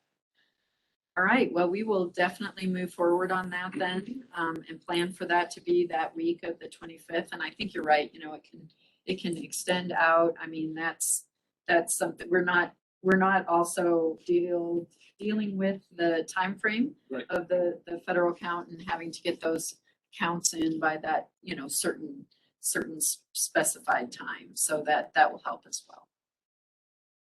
Okay, so we do have a question? Commander Beals from Lone Tree is saying he's happy to support the point in time count. Commander Beals, did you have any additional comments or anything you wanted to share, or just wanted to share that with us? Wait and see if Sabrina has anything. We certainly appreciate all the support that Lone Tree provided as well. And we'll reach out to all of our law enforcement agencies and our partners, and looking forward to that. And plus we'll be in shorts. We're going to be in I will shorts. not be in the puffy jacket and the. And I'd like to ride with Commander Beals too, if that's appropriate. Right. I know, I was just I'm gonna going to say, split the day. I'm going to split the day. we're gonna send Dan everywhere apparently. I just want an e-bike to help. I'll go. Yeah, So we don't have any additional comments online, so we'll move to the next item, which is the short-term shelter options. Dan's gonna take that for us.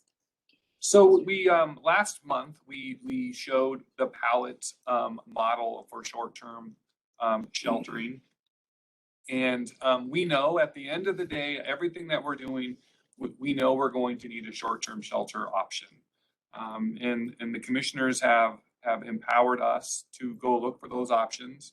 And, staff accompanied, all three commissioners on Tuesday. We went to go actually look at a pallet shelter model at the Salvation Army in Aurora. And we all have to say we walked away from that very impressed.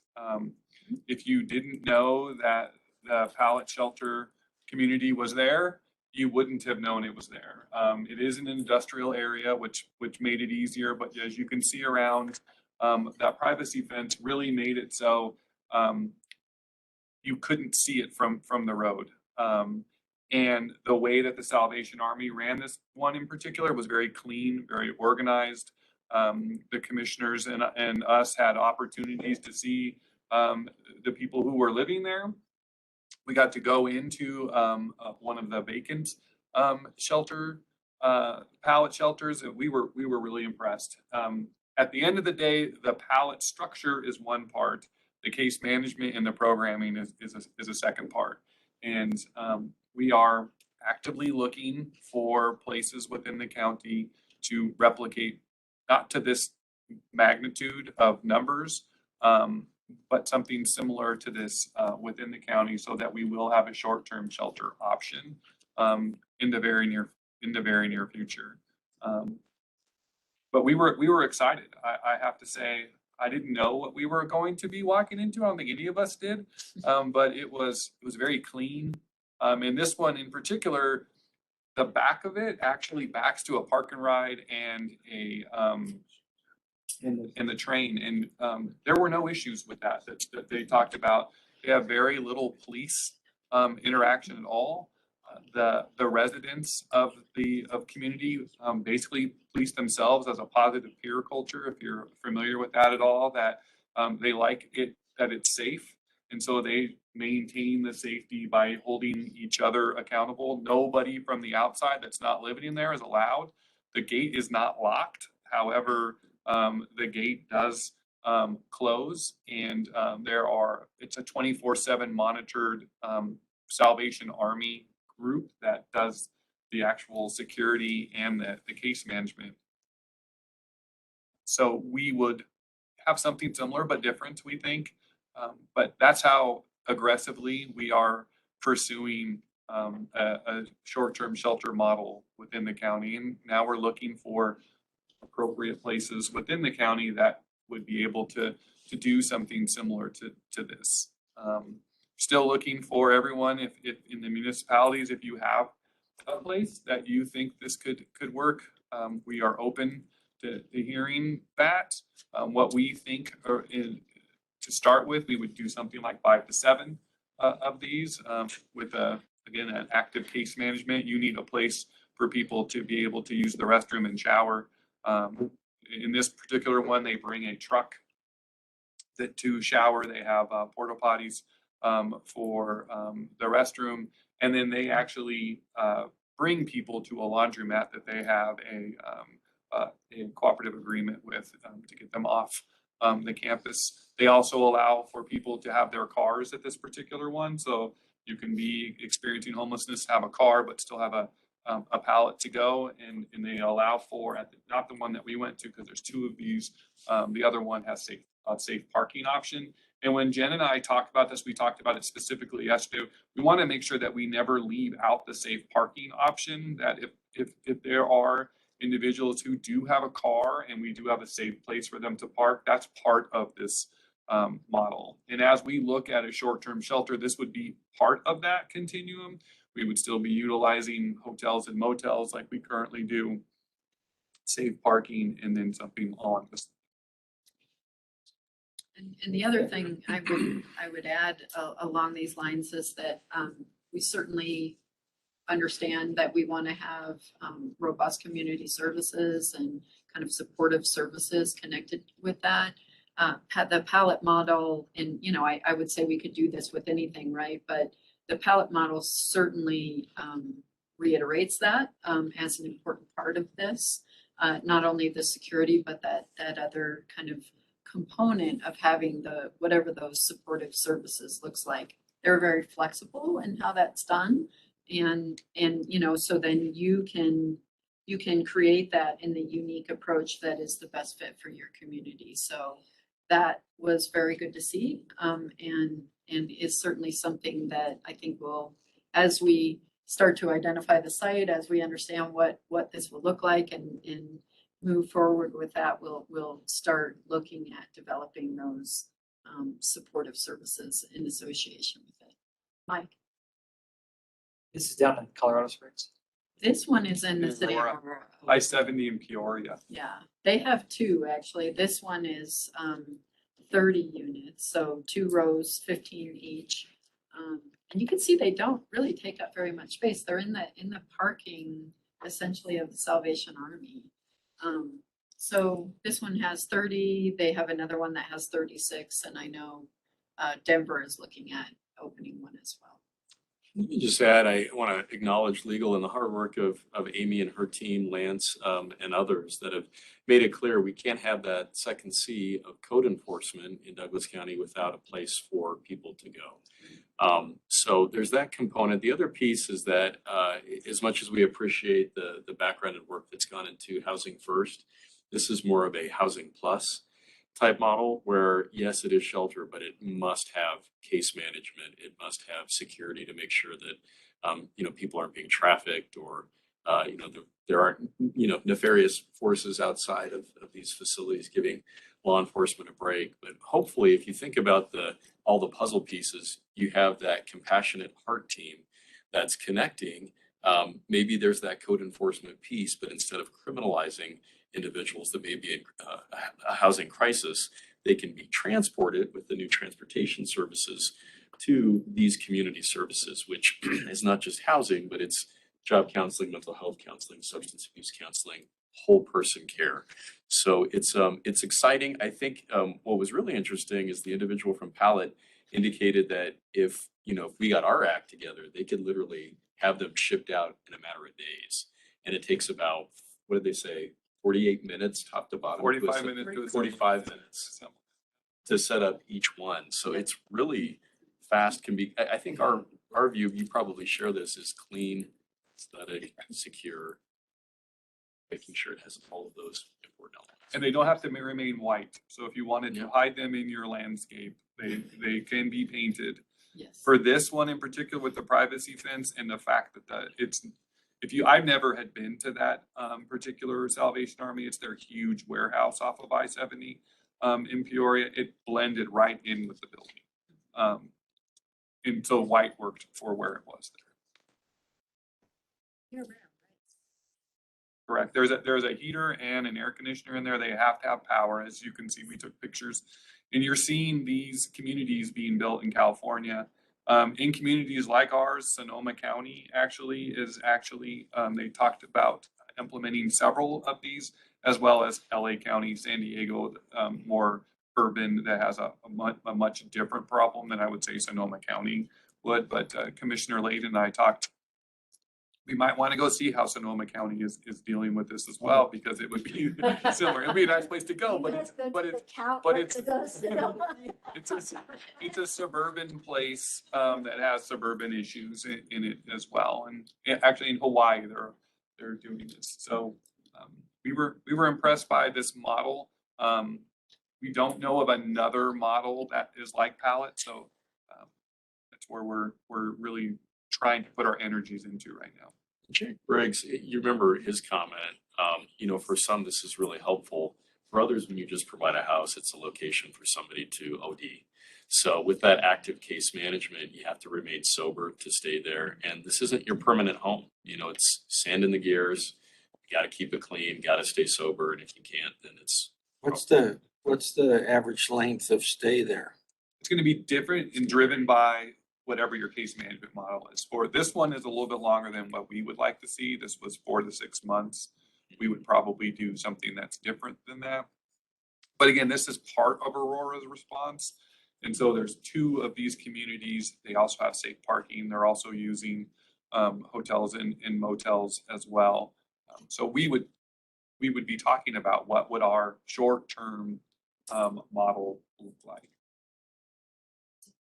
Were you able to get an idea of the cost of what it costs to set up and purchase and then also to maintain and or run? Like, what does it cost? So the prep work is going to be something that we have to, as Commissioner Layden said, getting our act together would be making sure that you have stable ground to put it on. So it's either going to be gravel or cement. In this case, they did cement. They did trench underneath the cement here. So they put a fair amount of work in it. Every model, every individual pallet has to have its own source of electricity. So out the door for this basic model is about $10,000 per unit. And they did say, you know, installing them can be done for this basic model for about $900 per unit. And they will come out, the pallet group will come out and essentially train our staff. These can be moved. And pallet is kind of a new model. It's really only been around for 6 years, but they do have examples of where they've moved them at least successfully 2 different times. So, you know, I think they can be shifted, they can be moved around, very scalable, very flexible. So. Yeah, and because they're so easy to put up, I'm kind of winking over at Mike Plahimus, but for our faith-based community and our really strong volunteer, you can't see those. I'm just thinking about how engaged your congregation is, and people can be trained very quickly to put these up. And Yes. so we could have a lot of citizen involvement and volunteerism. Have we looked into the county rules and regulations? Are there anything that's we may have to go get changed so that we don't have any regulations? That's your Jen works for. Building, that's true. Building and zoning, I think is something we certainly always have to consider. The building codes is a barrier that Pallet mentioned to us. But that's something that they've been able to adjust, and usually overcome. So we have asked for all the specifications on each of the different units that we're considering, so that we can start coordinating with building department on what that looks like and what considerations would have to be made. And I know they're addressing fire code and that sort of thing as well. So that's why they're distance a certain amount apart from each other, and different communities have had to take kind of a different approach based on. Yeah, but you know, in Douglas County, then they'd have to be a certain distance away from schools, and there's schools on everywhere. Yeah. Nice thing is we're, you know, also the land use authority. And so we've talked pretty deeply with Karen's around, you know, property that the county already owns, where you're not going to impact residential communities, you know, daycares, schools. I'm a big believer in no surprises and sharing my thoughts to get those kind of teased out. But as the county looks at locations that we own, I often think about the criminal reintegration piece and the pairing with human services. And the land in between the Justice Center and Human Services, we own. Yeah. Pretty clear. And you don't have the kind of residential development around there that might create some problems. So I know that community development is looking at a lot of different county-owned property, but that will be part of the entitlement process. Yeah. I think we'd have to hit the transportation challenge though too, down here. Yes. Right. That's why we funded the transportation piece. A lot of puzzle pieces. Did you have something you wanted to say first, Mike? No, I think, well, the only thing I was gonna say is, I mean, for these units, it seems to be a much simpler thing, because these are temporary units, you get a temporary use permit. It's not a permanent building, so there's some things you could move quickly, we could have things up and running in a month. To be a developer if none of us do. That's right.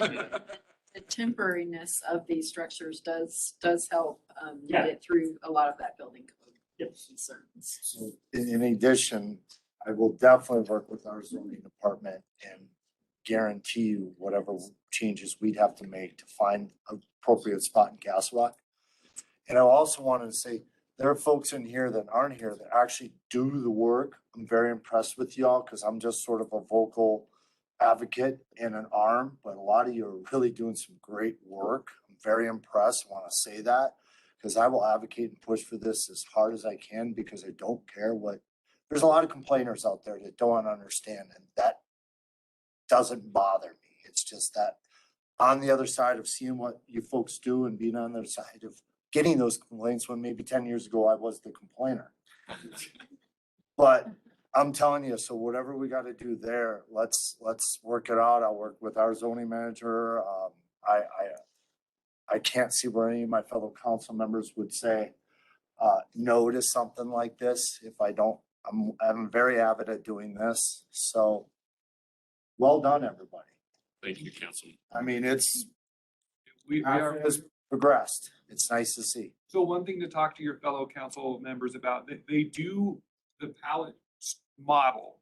Obviously, we would have a different case management model, but they would like to see around 5 to 7 of these in one spot in order to create that community, that you don't want to further isolate people. And that is the minimum order that they'll allow us to do, but that's what they would like to see as they call them a community.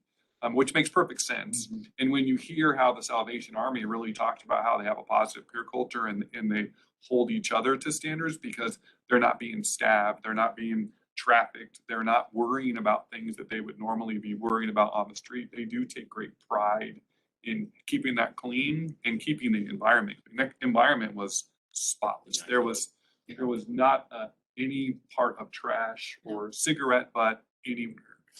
And they all had their stuff with them stored outside. So you saw bikes, you saw trailers, you saw all sorts of things, but that was also very, very organized and clean.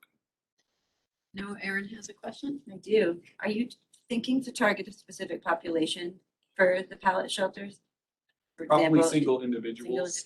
You can do married couples here. They shy away from families. But I don't know if none of our pictures showed the inside of them. It's small, yeah. But there is a place for 2 beds. There are electrical cords to charge your phones, and there is a heater and an air conditioning unit. They do also have some larger units that we're gonna get estimates on as well. So to come on that. But that's why we, as Warrior County Commissioners with this group applied for the goals funding from Jason Crow's office, is because that is really the prerequisite is families.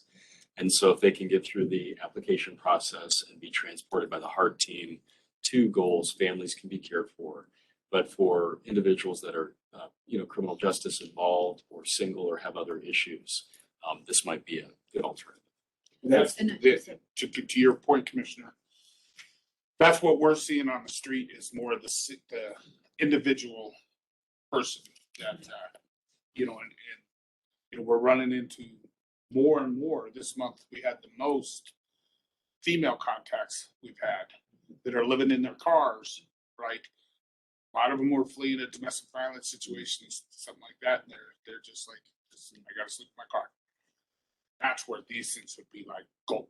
Right. Yeah. So if the minimum is 5 to 7, is the thought to start at that volume and then see, because we could fill that with care compact clients like today.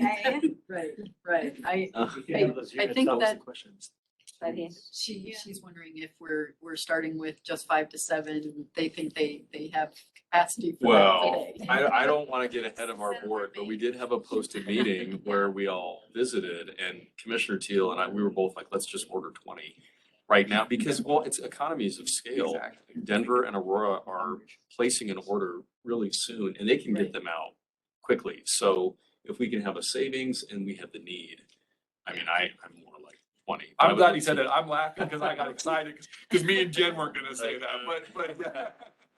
I was like, Commissioner said 20. They did say 20.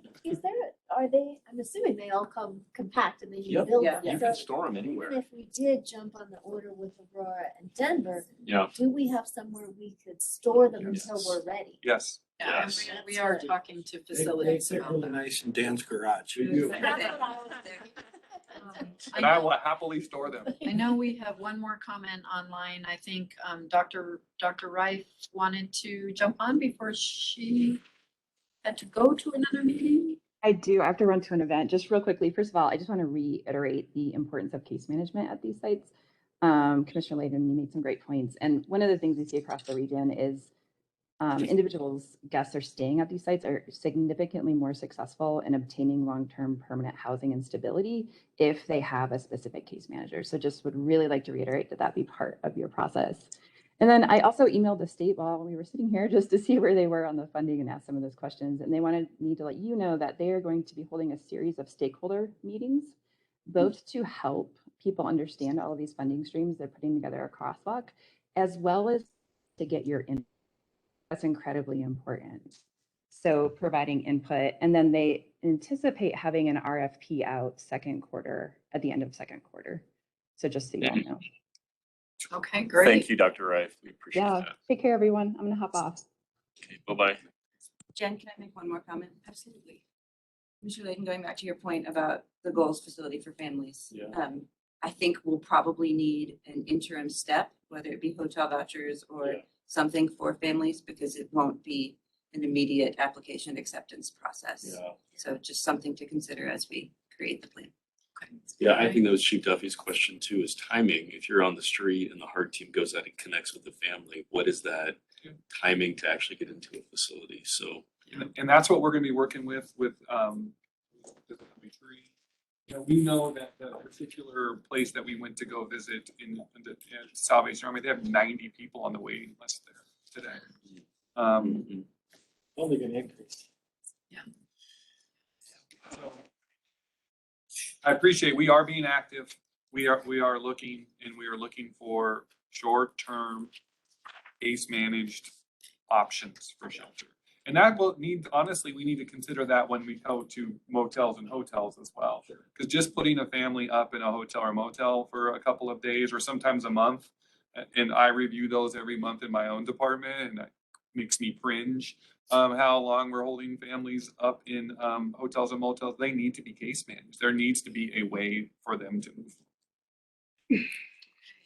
Well, I know we're short on time and just about done here. We don't have any hands raised as far as public comment online. I know that you all are part of the committee unless there is somebody I'm missing here. And if we have any public comments, I want to certainly make sure that we have an opportunity for that. But otherwise, I will pass it along to Commissioner Layden for closing comments. Sure. Well, I'm incredibly impressed with each of you. And, you know, in Douglas County, we really respect the citizens, our business owners, and people in a housing crisis. And I think leading with the 4 C's of compassion, code enforcement, community services, and communications will be an opportunity to collaborate and really advance some of these practical and important projects forward. So I cannot thank you enough on behalf of our board for just sharing your time and your expertise with us. Really appreciate it. Absolutely. And thank you for always coming, showing up, participating with us in these meetings, both online and here in the room. We absolutely appreciate that. So I think we're all set. Thank you so much. Thanks, everybody. Yeah.